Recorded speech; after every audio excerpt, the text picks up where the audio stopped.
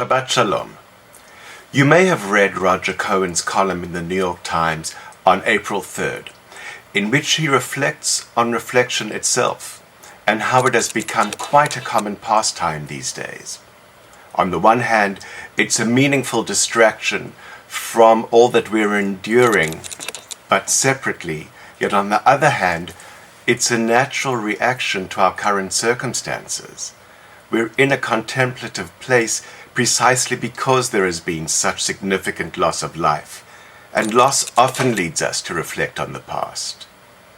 Cohen writes, "My sister who lives in London has been passing lockdown time going through old slides of my father's, which were discovered late last year. Every now and then she sends me a grainy or mildewed photograph, a message in a bottle from across the ocean. The pandemic has prompted a universal time of reflection. The past, now more present, is the new field of exploration, absent movement. There we are, my sister and I, still in the cocoon of innocence, happy, curious, with my mother mainly, my father occasionally, my grandparents. Everyone but us in the photographs is now dead. My parents, all those aunts and uncles, that entire world is gone.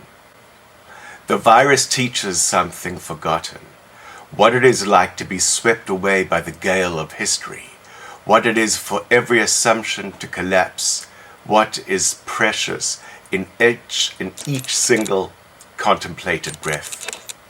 Roland Barthes observed that in every old photograph lurks catastrophe. Yet I feel more connection than catastrophe. To my family, everyone out there looking backward and inward, sifting memories, adjusting priorities. Less is more.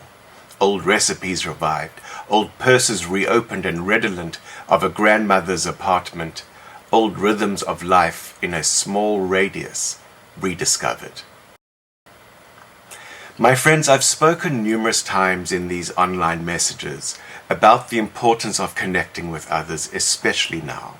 Not just about staying in touch with those in our daily lives, but also taking the opportunity to reconnect with people from our past who are no longer in our daily orbit. And technology, whether you love it or hate it, has made this much easier than one would ever have imagined. In recent years, Facebook, for example, has helped many of us rediscover friends from times gone by. I've really enjoyed and appreciated these opportunities, and especially since I now live so far from the places and many of the people from my youth. I found one of my closest childhood friends a few years ago thanks to Facebook. We hadn't been in touch for about 30 years, and it's been such a joy to rediscover our friendship, to learn who he has become as an adult, and to re-establish a friendship not so much rooted on the foundation of our childhood, of our past, but based more on the fact that as adults we share many interests and values, right now, today, in the present. Well, in recent months his father's health has been failing, and he, the only one of 4 siblings still living in South Africa, took care of his father. He made truly heroic efforts, rolling up his sleeves and jumping right in to keep his father comfortable at home as things declined. His siblings visited from overseas in February, but there's only so long that you can stay before needing to return to what is now your new home and to your life. And then about 10 days ago, well into this age of global pandemic, my friend's father passed away. My friend's siblings were unable to attend the funeral because the airports in South Africa had basically shut down, not allowing people into the country. And this time when I went to his Facebook page, it was to see a live transmission of the funeral service. My friend sat alone in the memorial chapel, and the handful of individuals who'd been given special permission to be present also sat alone, spread out at least 6 feet apart from each other, with masks on faces. It turned out that not only did circumstances force my friend to tend to his father alone in his dying days, but even more extreme compounding circumstances forced him to bury his father almost entirely alone. It's a bizarre thing to officiate or attend a funeral these days. There's no hugging the bereaved. Sometimes not even a minyan is present to say the Kaddish at the graveside. Tahara, the ritual cleaning of the body before burial, doesn't even happen for those who die of the virus. Instead, the traditional shroud is draped over the outside of even 2 body bags. Furthermore, in cases of people who die of COVID-19, rabbis and even the mourners don't show up at the cemetery sometimes. Instead, someone from the funeral home holds up a smartphone in order to live stream the burial, while the service is conducted over Zoom. Talk about collapsing assumptions, as Roger Cohen mentioned in his piece. And then comes the shiva, again over Zoom. It's awkward, unnatural, impersonal. And worst of all, once again the mourners sit alone, not just during the service, but in the hours, days and weeks that follow, sifting through those photographs, memories and pain by themselves. My friends, we have a role to play here.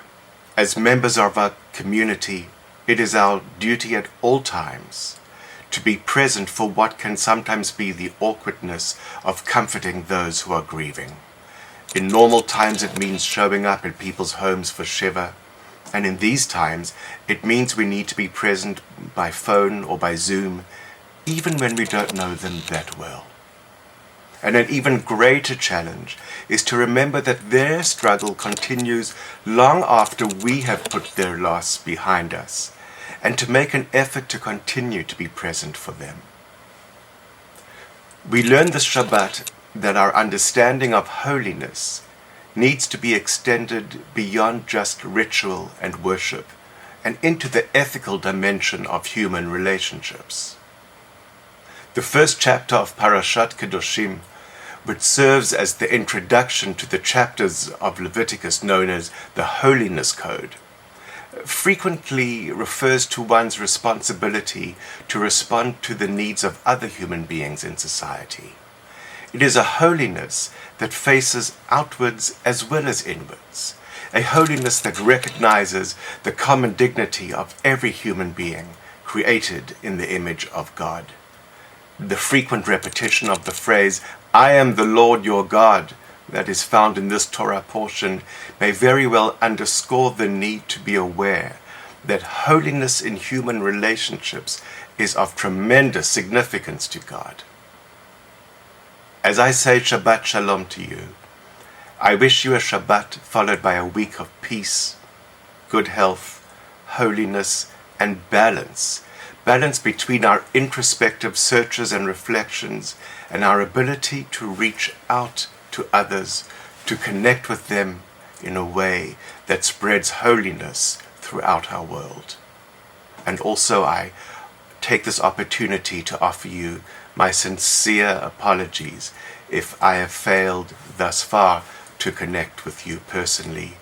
I look forward to being in touch, whether it's by phone, FaceTime, Zoom, you name it, soon, and to finding you in good health and in peace. Shabbat Shalom.